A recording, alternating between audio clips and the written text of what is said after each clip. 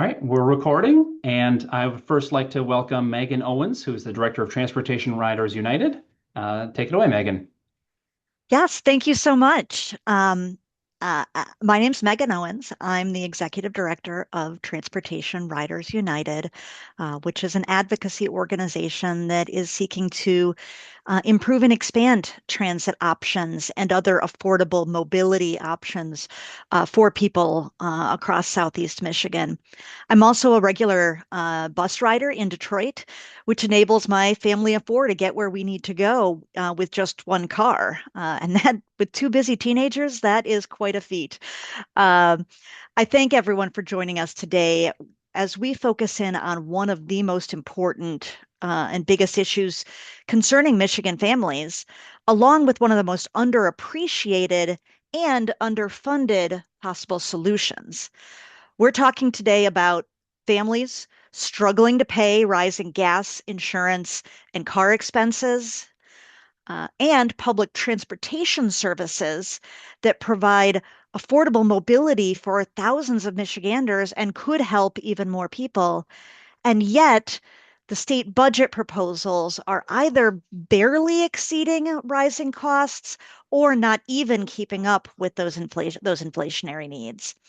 So we are so excited that over 30 groups from all across the state signed on to a shared letter warning that if the state's investments in public transit fail to keep up with rising costs and growing needs all across the state, transit agencies may be forced to cut routes, to shorten hours, and to turn away people who may need rides. Given that there are an estimated 30% of people who don't drive, whether that's because they're too young, too old, physically unable, financially, legally unable.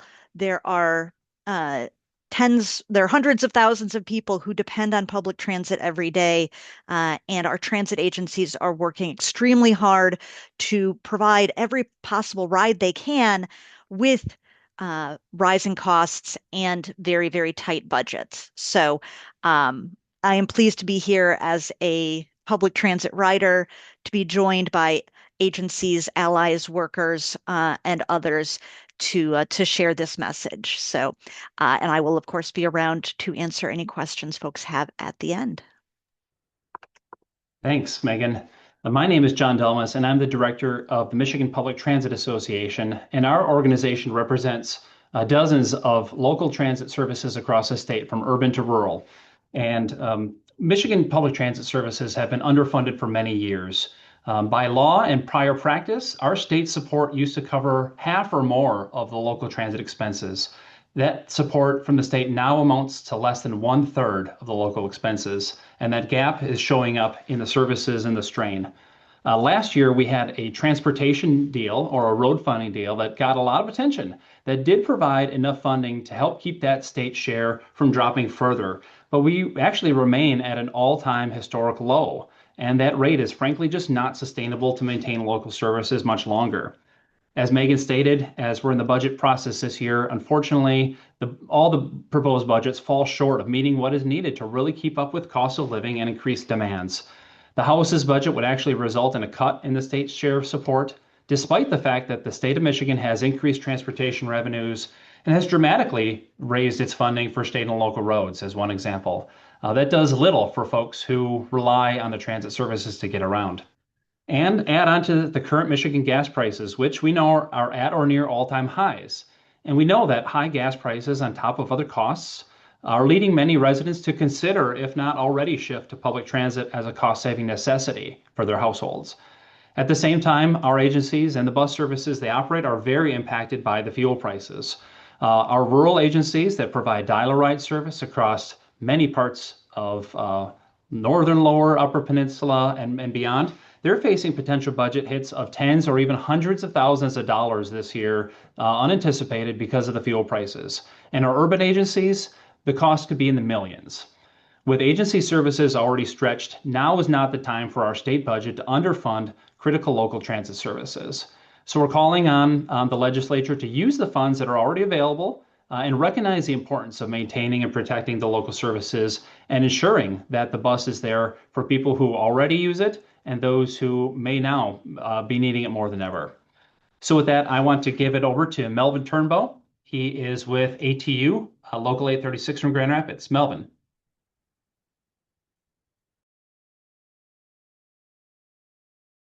Unmute. You need to unmute, Melvin. Not really a Zoom till I'm somebody sorry. forgets to unmute, is it? I'm sorry. My name is Melvin Turnbow. I'm the president business agent of ATU Local 836 here in Grand Rapids.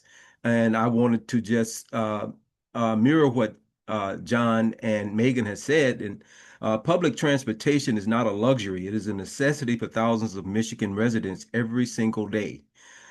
Funding local bus operations is critical to maintaining reliable services for our senior citizens, students, working families, and individuals who have no other means of transportation.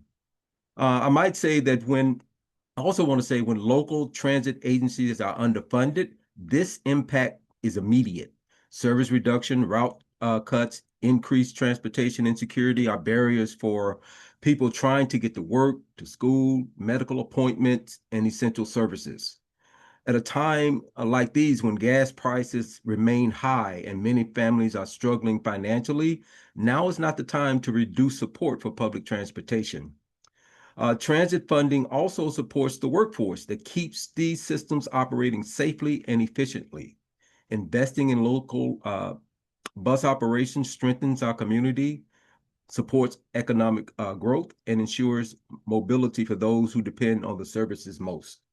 Um, Again, ATU, Amalgamated Transit Union Local 836, calls on the Michigan legislators to fully fund local mass transit operations and recognize the vital role public transportation plays across the state. Thank you very much. Thanks, Melvin. Appreciate that. Thank I want to next welcome in Kim Wiener, who is with WODA. Hi, my name's Kim Viner. I'm the Executive Director of Western Oakland Transportation Authority. We provide door-to-door service for many of our most vulnerable residents of the rural and small urban areas of Oakland County. We provide services in areas where Uber and Lyft do not exist. So without us, many of these people would not be able to get out of their homes and to many of their needed places of, medical work, groceries, stuff that we take for granted every day, those of us who do drive. However, the gas prices in Michigan have a potential to cause a substantial impact on WODA's budget. Every year I'm tasked with forecasting for the next year's budget, which includes predicting how much funding will be required to keep our vehicles on the road. Since November 2022, when Oakland County passed a countywide transit millage, ridership throughout the entire county has grown substantially. WODA has had a steady increase annually, resulting in a more than 300% increase since the millage's inception. Starting with 450,000 miles traveled in 2022 and ending at 1.5 million miles traveled in 2025, increasing ridership from 32,000 to over 101,000, WODA steadily continues to grow, and so do the costs to maintain our services. Considering a year ago, fuel prices were an average of $3 per gallon, and now they are close to $5 per gallon and still increasing. Vehicles get an estimated 10 to 14 miles per gallon. This raises our budget costs from the proposed $420,000 for 2026 to an anticipated cost closer to $600,000 this year alone. Where do those funds come from? Or do we have to cut rides? And I don't want to be the one to tell all those riders that, I'm sorry, we can't take you today because we don't have the money to pay for the gas. Thanks, Kim. I appreciate your perspective. Again, as one of the fastest growing and highest demand service areas of our state. Thank you. And I want to bring in last from our panel is Ross Gavin, who is with the Michigan Environmental Council. Thanks a lot, John. Good afternoon. My name is Ross Gavin. I'm the Policy Director for Urban Land Use, Water Infrastructure, and Transportation at MEC, like John was saying. Public transportation is definitely a mobility issue. It's also an environmental issue and an economic development tool and a workforce competitiveness issue. When we're seeing state budgets that don't really keep up with the cost of operating transit agencies, the impacts are not only those longer wait times or reduced routes, but these budget decisions, they ripple through our environment, our economy, and the long-term strength of our communities. Every time reliable bus service is reduced, more people are pushed into driving those single occupancy vehicles, even if they can, because they don't really have another practical choice. So this means more traffic congestion, more greenhouse gas emissions, and more air pollution. In the long run, reduced transit services funding often leads to more pressure for highway expansion, more parking infrastructure, more sprawling development patterns that kind of consume that farmland and green space, all while locking in those higher emissions for decades. It certainly doesn't stop with the environment either. We know that reliable public transit is a critical economic development asset. There's the need for that reliable ways for workers to get to jobs in sectors like healthcare, manufacturing. And when transit funding is strong, it really does expand that labor market, kind of allowing residents access to more opportunities without being limited by that car ownership, which, as many have talked about already, we know is a key affordability issue. So if we're really serious about building that competitive economy and creating sustainable, resilient communities, then public transit funding increases can't be treated as optional. So we need state budgets that reflect this when it comes to local bus operating and broader public transit funding. Strong bus services is foundational infrastructure for opportunity, for economic growth, and for a cleaner future. So thanks a lot, John. Thanks, Ross. So you've heard from agencies and providers that are providing transit services. We've got the workers, we've got the riders, we've got other interested groups, many of whom are signed onto the letter that represent workforce, local chambers and economic development, disability groups and advocates, seniors, all of which recognize the importance of transit. And we just are calling on the legislature and governor to treat it like the priority it needs to be. I know fixing the roads is important, absolutely, and we've done that. But now is not the time to take for granted the transit services that exist or the services we know that Michigan needs as a state to survive. So with that, we'd like to have opportunity for any questions or would be glad to expand further upon any budget details or impacts that we're seeing. So Andrew. Yeah, thank you for taking my question, John. I came up with a couple questions listening to you guys. The first question I have is, it seems like a lot of counties, many public transportations, depend on local millages, whether they pass or fail. But I'm wondering how much that plays a role in what you guys are looking at, and how much exactly are you looking for from the government to fund whatever you need to fund? Sure. Thanks, Andrew. I'll take a start and then I would welcome others to chime in. Again, the state funding used to cover half or more of expenses from urban and rural systems in Michigan. It was about 30 years ago that was the case. That share has been declining over time. And so many local counties have increased their millages if they were in place or established new ones. And that has certainly helped to make up the difference. But it is very difficult for local elected leaders and transit leaders to go to their community to ask for an increase on the local level, not to expand service or provide additional services to residents, but simply to make up for the hole that the state has left them in. And that's increasingly the position that we're in. It is very difficult in this day and age with household budgets being stretched to ask them to vote their own taxes up higher to simply maintain those services. Transit millages do pass more than 90% of the time, and we've seen success even just in recent weeks. There was a millage in West Michigan that passed with 70% of the vote as an increased millage just 2 weeks ago. But we're calling on the state leaders to step up and do their share and actually fund transit as they need to with the revenues that are already available. Right. What is that number? What's the number you're looking for? I mean, obviously there's got to be a number attached to this. It just can't be give us as much as you can. There's going to be. Yeah. We do want to restore, go back in over the next few years. We want to go back to the level where state funds are covering half the costs and local funds are covering half the costs, or local or federal funds are covering half of that cost. Now, as you note, that pinning down that number can be a little bit of a challenge because demands are growing and costs are growing. We we requested $330 million in local bus operating in this year's budget. The governor and Senate proposed 315. The House proposed, oh, I'm going to forget, is it 290. 290. 290.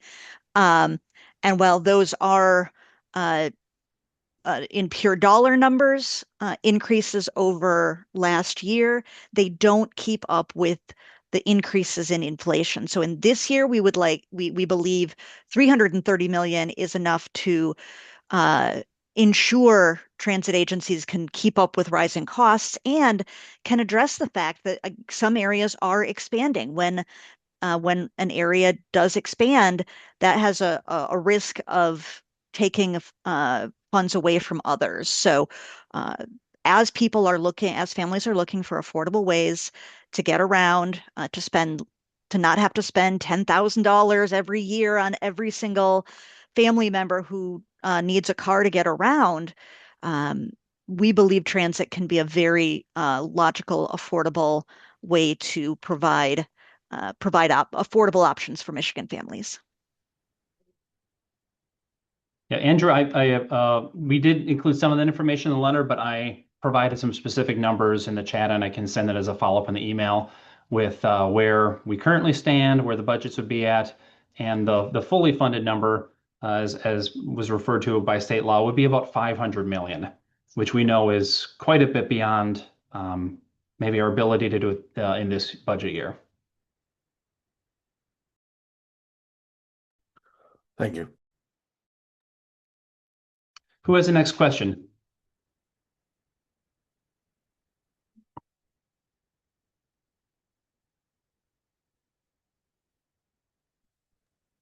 It's all yours, Andrew. All right. I'll take a second crack at it. I'm wondering about so in the past there's been a lot of talk about biodiesel fuels, biofuels, and electrification of fleets. I'm wondering where you guys are on that and how that has impacted any costs that you guys are looking for. Yeah, I can take a shot, but I welcome others. Kim, whose system operates fleets, or Ross, who does a lot of work on this well. Yeah, many of our agencies have converted over to alternative fuels. Propane in particular is less expensive in many cases for smaller buses. At the Rapid, actually, Melvin's agency has switched over to compressed natural gas or renewable natural gas, CNG, as opposed to diesel. And that actually, I know costs may be going up for that too, but that has been quite the savings relative to diesel. So for both environmental and for cost factors, agencies have switched over. Electric has been slower to penetrate and is less been adapted at this point. But fuel prices always play a role in deciding those things. At the same time, it is fuel currently. That's certainly an agency hit. But the other ongoing costs are costs of labor, costs of benefits, costs of the vehicles themselves, repairs. Everything to provide the services has been going up over the past number of years, especially since COVID, and that's been driving those agency budget constraints. But anyone else who can speak to that? Yeah, go ahead, Kim. I can chime in. So we're in the process of we were awarded a EV through a CRP grant, carbon reduction grant through SEMCOG. We haven't received it yet because there's been a problem trying to get one that could actually service our needs. For the most part, the average transit, which is what we drive for the most part, it will only go 100 miles on a charge. My drivers are driving between 200 and 300 miles a day per vehicle.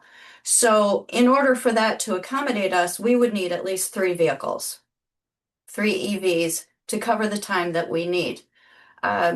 Additionally, that EV is going to end up costing $120,000, whereas our gas vehicles that we're currently purchasing, they're costing us $107,000. So it might not be a super significant difference, but as as the years pass, the costs continue to go up. Also, we don't have the maintenance facility to be able to maintain. So I would have to get a new maintenance person who is educated in the EVs and repairs for that. We don't own our own facility, so I have to work with who we are leasing from in order to be able to get any charging stations. And then I have to make sure that I have drivers that can adequately drive the EVs because they do drive different than a gas vehicle. So there's a whole lot of factors involved in there. It's not just a matter of, oh, I'm going to go out and buy a Chevy as opposed to a Ford. No, the dynamics of it is, for us, it doesn't suit our needs. And as far as the other, like hydrogen and what is uh kerosene and Propane, CNG. Yep. propane, we don't have filling facilities near us to be able to use to be able to refill those. We could contract where somebody comes in, but then they have to come in after hours, so like 10 p.m. until 4 a.m., because those are the times our vehicles are off the road. I have to have somebody here during those hours to be able to accommodate the person. We have our vehicles parked in 5 different locations. So that service would have to go to all 5 different locations to fill our vehicles. So for us, it just doesn't make economical sense. And I can get a gas vehicle out on the road today, and it's going to stay on the road all day long. All I have to do is have my driver stop at the gas pump, and it can run all day, all night for who knows how long. I don't have to take into consideration pulling it off the road to plug in for what, 4, 6, 8, 12 hours, and then it can go back out on the road for another 4. I will say, yeah, for many of the reasons that Kim shared, there are quite a few transit agencies that are testing out electric buses, but because of the long hours, uh, there have been some challenges. School districts are finding electric buses to be a great fit. Not only do they put out less pollution in the face of school kids, but they drive for a couple hours in the morning and then they take a break for a couple hours where they can charge and then they drive for a couple more hours in the afternoon. So a lot of school districts are doing a lot with electric buses. We just have to figure out the right setting. And yes, but unfortunately, as Kim said, that is not an opportunity for many public transit agencies to get away from the costs. Thanks, Andrew. Thank you. More questions. We have some more time yet. If there are questions about the budget or about the services.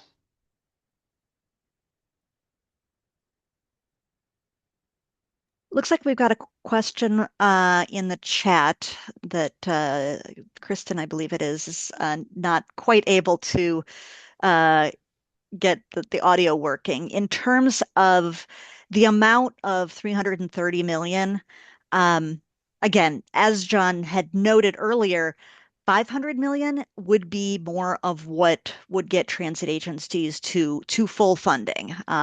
As is allowed under state law, uh, urban agencies can get up to 50% of this of state of costs reimbursed by the state, and rural agencies up to 60 because of their higher expenses. We know that that's not feasible, but there was a major transit was included in the big roads package last year. We worked hard to make sure legislators understood, and we had a few champions in the legislature making sure that 10% of those funds, roughly, that are going into that were added to the road side, that 10% of that also came to the transit side. So we know that there are increased dollars coming into what's called the Comprehensive Transportation Fund. The question is where the legislators want to allocate those dollars.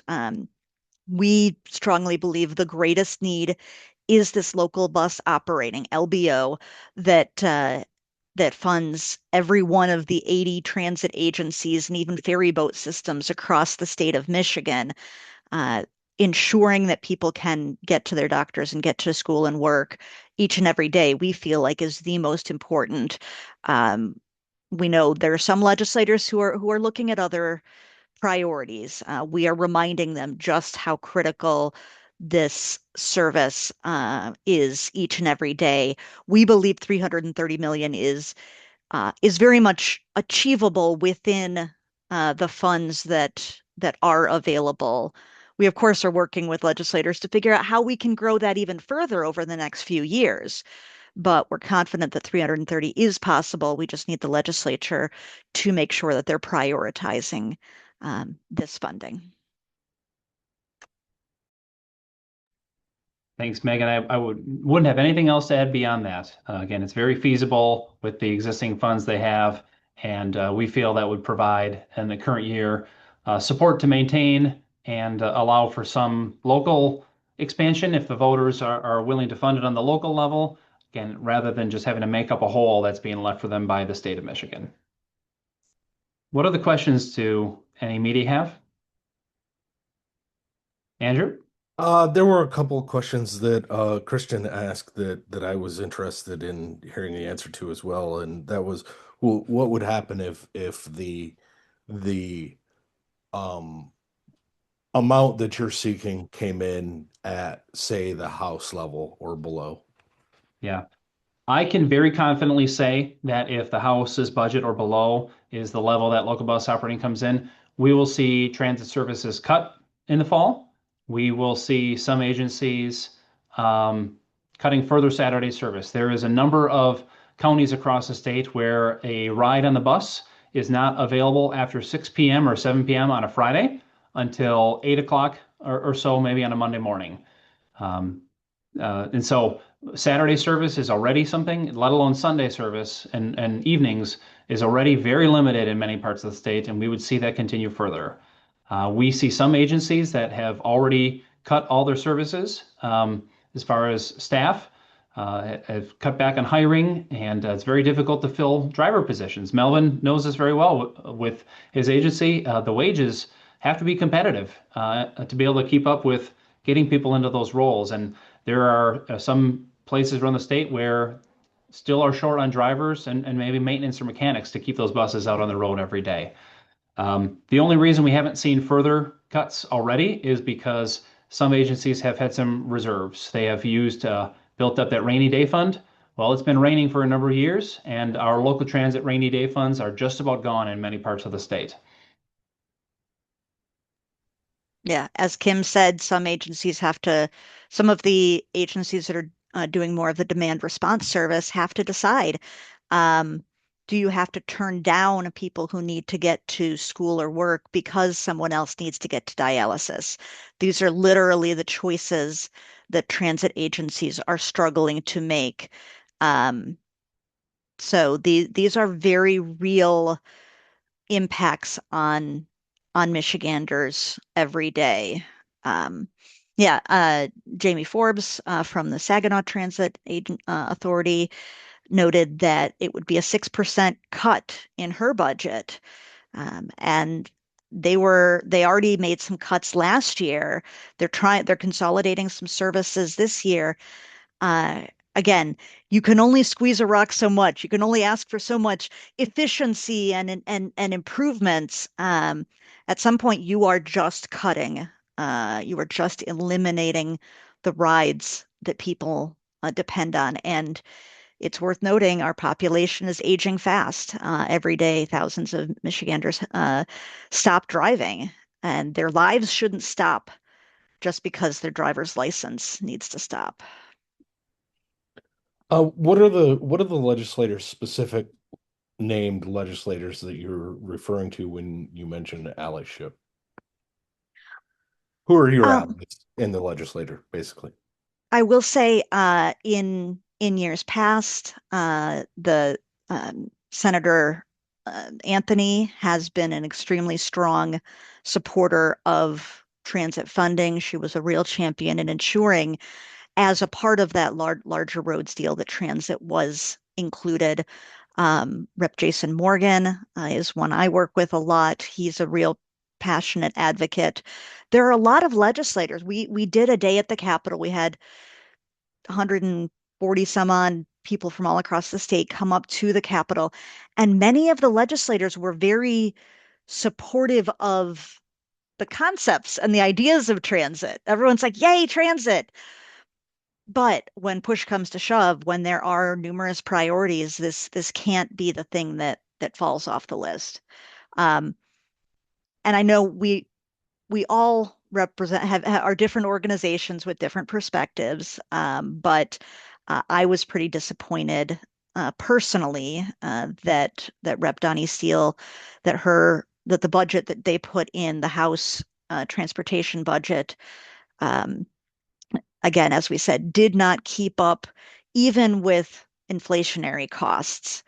She knows she has transit in her community. She's been supportive,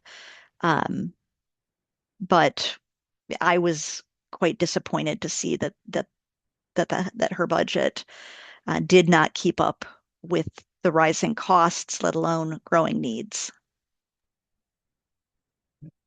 We hope as the legislative process continues and works its way towards a final compromise between the House, Senate, and Governor that they do decide what's most important. And there has been some calls for new transit projects as well as calls for other types of grant programs in the state budget, which are nice to have in a good budget year. But we know that maintaining transit services through the operating assistance that's provided that we've talked about is absolutely essential. And now is not the year to miss the mark on those essential services, especially when household budgets cannot afford any more hits. So, are there any other questions?